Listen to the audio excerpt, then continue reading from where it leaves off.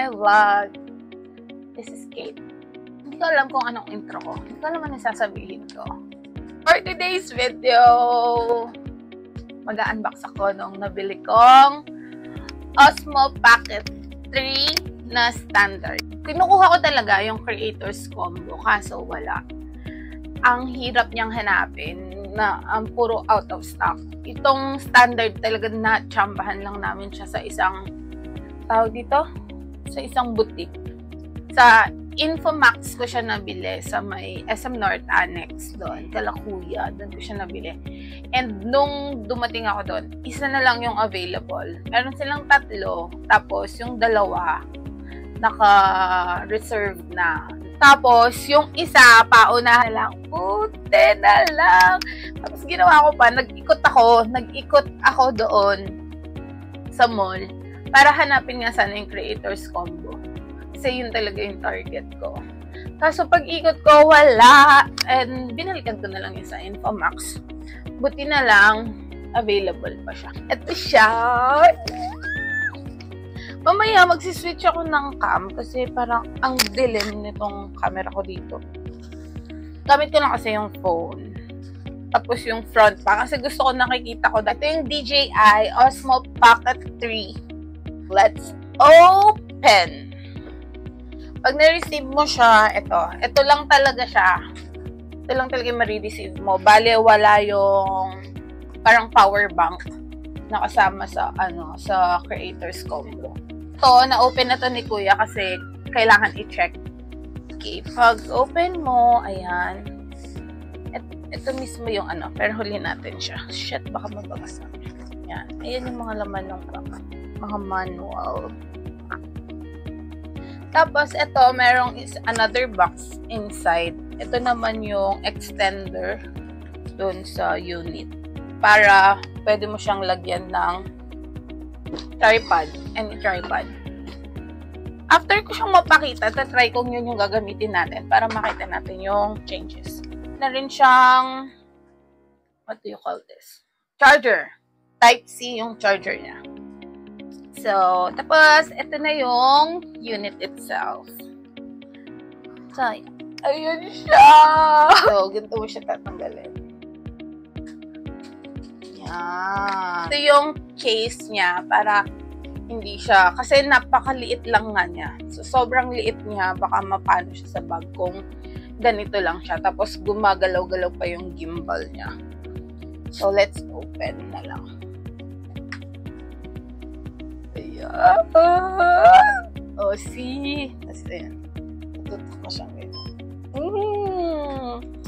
Yung review niya, sa susunod na lang, kasi para ma-explain ko yung pinaka-details niya. So, for the meantime, unboxing lang muna talaga to. Dahil nga, standard, wala yung DJI Mic 2. So, gusto ko pa naman yun. Ngayon, hindi ko alam kung ano yung pwede sa kanyang external mic. Though, maganda naman yung quality ng mic itself niya. So, ito yon. Ito yung sinasabi ko.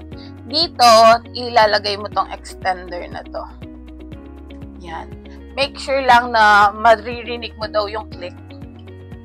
Yan. Ayan, yan. Narinig ba? Yan. Yan. May mini tripod ka kasing makukuha pag sa Creators Combo. So, wala. So, I just bought mine. Na maliit din. Maliit lang din siya. Ito siya. Ganito siya. Pero mas mahaba to compared doon sa kasama ng Creators Combo. So, ayan yung tripod. Mini tripod. Ito siya. So, pwede mo na siyang lagyan dito ngayon. Ayan. So, ang magiging itsura lang niya is ganito, diba? O, napakaliit lang niya. Para siyang CCTV pag nilagay mo siyang ganyan.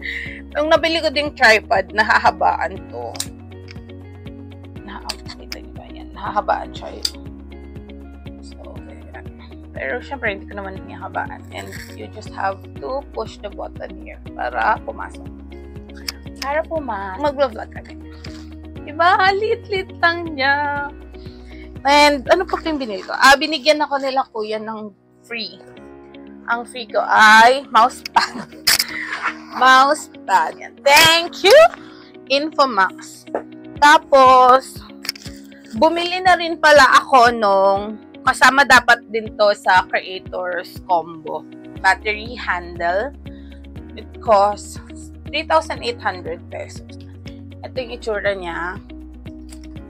Ganito lang siya. Mas mahaba lang siya compared dito sa bali magiging ganyan siya. Pero pag ginamit mo to, you don't have to use this kasi meron na rin siyang paglagyan ng tripod dito sa baba. Bali, yung battery nito, mapupunta din siya dito sa unit mo. So, parang mag-extend yung battery life niya para mas mahabang video yung ma-shoot mo. Ayun, bumili ako yun. Bali, ang wala ko lang talaga is yung bag niya sa Creators Combo, tsaka yung yung filter, yung wide filter ba yun? Yeah. May kasama rin siyang strap. Try ko siya, wait. And i-insert ko na lang sa video. Yeah, you just have to flip the screen. Then 1, 2, 3. Meron na rin tong face tracker para susundan-sundan ka lang niya. Hi guys! Ito na yung gamit kong camera. Ang ganda. Sobrang ganda ng quality niya. So, hindi ko pa siya nalalaro-laro. Pero, ang ganda niya. Ganda niya talaga. And, hindi ko alam kung anong mga content tuloy yung isushoot ko. So, help me guys. Tulungan niyo ako kung ano yung mga gagawin ko. Kasi, baka matengga lang tong camera na to. Sayang naman. So, yun lang. Wala naman na akong ma-share pa. Kasi hindi ko pa talaga siya natatry. So, tingin nyo. Worth it ba to? And yung price pala niya, nabili ko siya ng 30,100 for standard nga. Tapos, dahil bumili ako ng mga extra, umabot ng 38,000 pesos. Yung Creators Combo, ang SRP is around 39,000. Pero, syempre, merong tubo yung mga nagre-resell. So, minsan umabot siya ng 40,000 to 45,000 pesos. And marami ngayon na nag-hoard. Tapos, binibenta nila ng much higher price dahil sobrang hirap hanapin ng unit. Sobrang hirap hanapin nitong camera na to.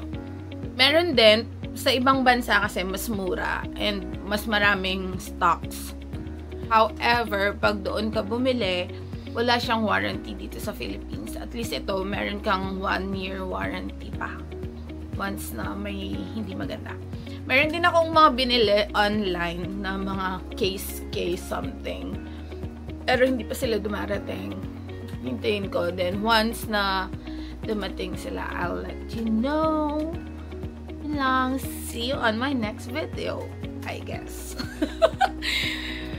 Basta, tatry kong pag-aralan. Tatry kong pag-aralan tong Hindi pala tatry. Pag-aaralan ko muna siya, then I'll give you a review about it. Ba't ako nag-i-English da? Okay, bye!